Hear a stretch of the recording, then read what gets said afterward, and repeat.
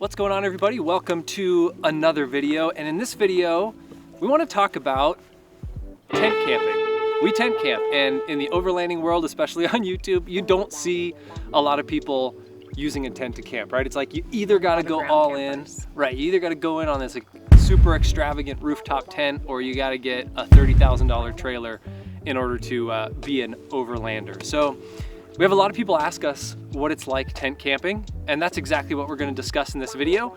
We're going to talk about the reasons we like tent camping, and then we'll take you inside and we'll show you our tent camping setup and all the things that we put inside that make it super comfortable. So let's start by talking about this particular tent. The brand is Alps Mountaineering. The tent is a Merrimack 4-person tent, which I don't think they make anymore, actually. I don't think so. This is the second one that we bought. Yeah, this is 2.0. This is 2.0. I'll tell you why it's 2.0. But the reason that we bought two of these is the first one that we had worked so well for us. It served us so well.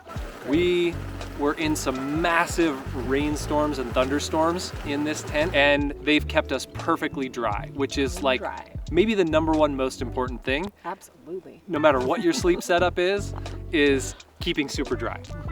And this tent has excelled at that. It's like 150 bucks when we bought it. Yeah, it was very reasonably priced. Very reasonably priced, and it has done really well for us.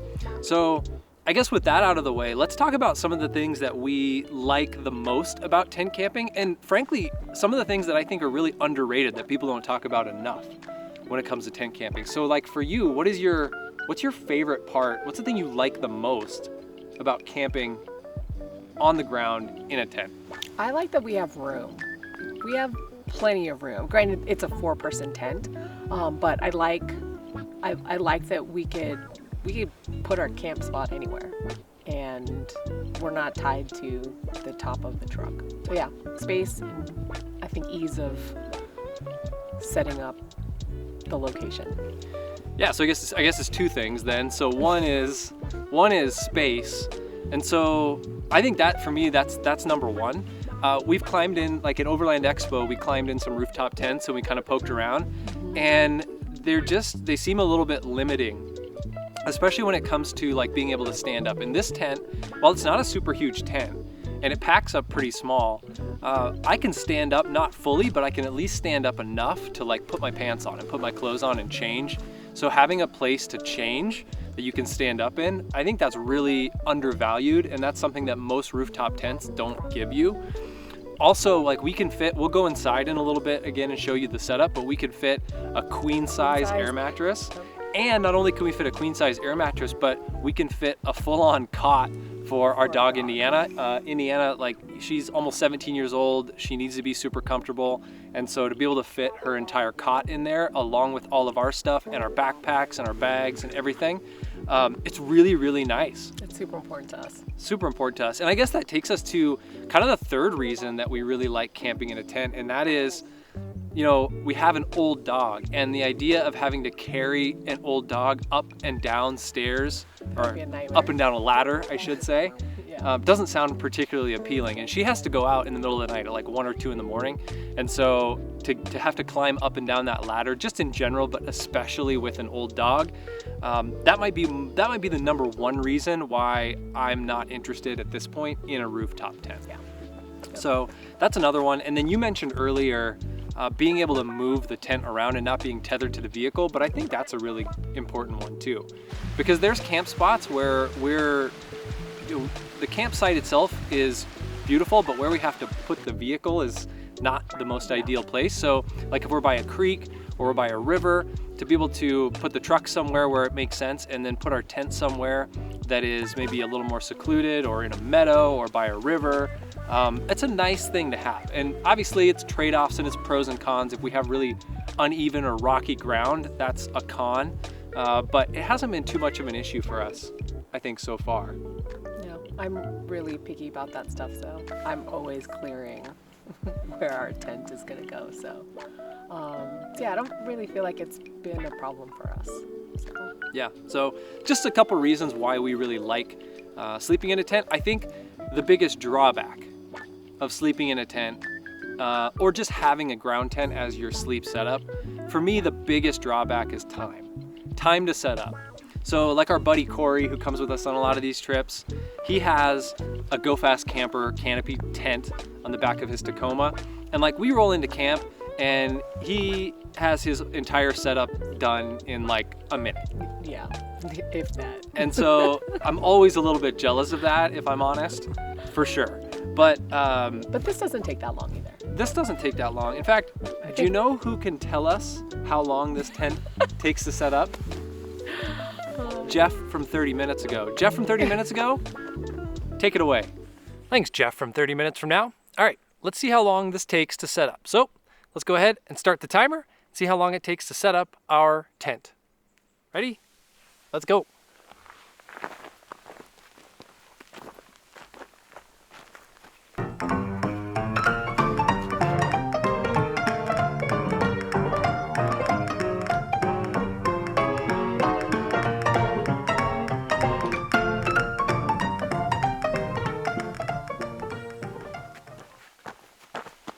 All right, so we are at 4 minutes and 18 seconds. Not too bad. Do still have to put the stakes in the ground, but I got to grab the hammer out of the truck. I didn't get that out. So yeah, 4.5 minutes, not too bad. What do you think, Jeff from 30 minutes from now? Thank you, Jeff from 30 minutes ago. So there you go. 4.5 minutes to set up the tent. At least with 2 people, setting up a ground tent's not bad. I think that's another thing to keep in mind. If you're solo, then a ground tent like this might be a little bit of a pain. You might want something like a Gazelle, something that's a little easier to set up. And I guess the other thing there is that there is additional setup time inside. So I think the next thing to do is let's show you inside the tent and let's show you how we make it super comfortable. Christine has done a lot to make that tent really, really comfortable inside. So let's jump inside and show you our setup. All right, so now we're obviously inside the tent, and Christine, this is really your domain in here. You handle all the setup of the tent, and you've done some pretty interesting things, I think, just to increase our level of comfort. So you wanna walk through what all we have in here? Yes, so like Jeff said, I'm in charge of making sure that we're comfortable. I wanna make sure that overlanding is comfortable for me, otherwise I don't think we'd be doing this. So through some trial and error, this is pretty much a setup that I've come up with that has kept us the most comfortable. First, once Jeff and I set up the tent, I'll climb inside, and the first thing I'll do is throw on some, I guess they're lightweight tarps. They're reflective. They kind of serve as just another barrier between us and the ground. Yeah, they're basically like emergency blankets, but they're heavier emergency blankets. So they're reflective. They keep heat in. They're insulated. It also helps when we're camping in the cold because it will insulate the tent and insulate the ground. And I also like that it kind of just keeps the tent a little cleaner. We've got our old dog in here, so she'll track in a bunch of dirt and stuff. So yeah, I like that. I've got that down. And then we've got our insulated air mattress. It's a queen size, and this is probably our 4th air mattress that we've purchased. The first 3 were busts. Yes, like, all of them. All of them failed within probably 2 to 3 nights. Yes. Every single time. And it was like so frustrating. So eventually we were just like, all right, we're just going to get the nicest air mattress that we can, specifically from REI, because REI has a 1-year warranty. So we're like, well, if it doesn't make it a year, at least we know we can return it. And we're going on, this is year 2. Yeah. We probably used it for maybe 30 nights at this point, and it's been great. So I love it. It's a Kingdom insulated queen air mattress, in case you're wondering, and it's still going strong, so fingers crossed. Hopefully we didn't just jinx ourselves. Yeah. But this has been a great air mattress. I think an insulated air mattress is the way to go. Yes. Because the first 3 were not insulated, and I was throwing down wool blankets on top and bed sheets and just a ton of layers to try to keep us warm at night. And having an insulated air mattress it makes a huge difference. So I'm all about the insulated air mattresses. As far as what we sleep in, it might be a little hard to tell, or actually it might be easy to tell. I can't tell if this is in frame, but each of us has our own sleeping bag, and they're very different. I have a really good mummy bag, and I like it. It keeps me warm. I've got a liner inside it, which helps both in cold weather and hot weather as well. So I love my mummy bag. Jeff's sleeping bag is larger than I am when it's rolled up. I guess you could talk about this behemoth of a sleeping bag. Yeah, so, you know, I mean, just real quick, I don't want to go too deep down this rabbit hole, but I used to have a mummy bag, and I hate everything about mummy bags. I hate everything about mummy bags. They are incredibly constricting. I like to be able to move around. I like to be able to spread out when I sleep. And so eventually I was just like, I don't want to do this anymore. And I found this sleeping bag.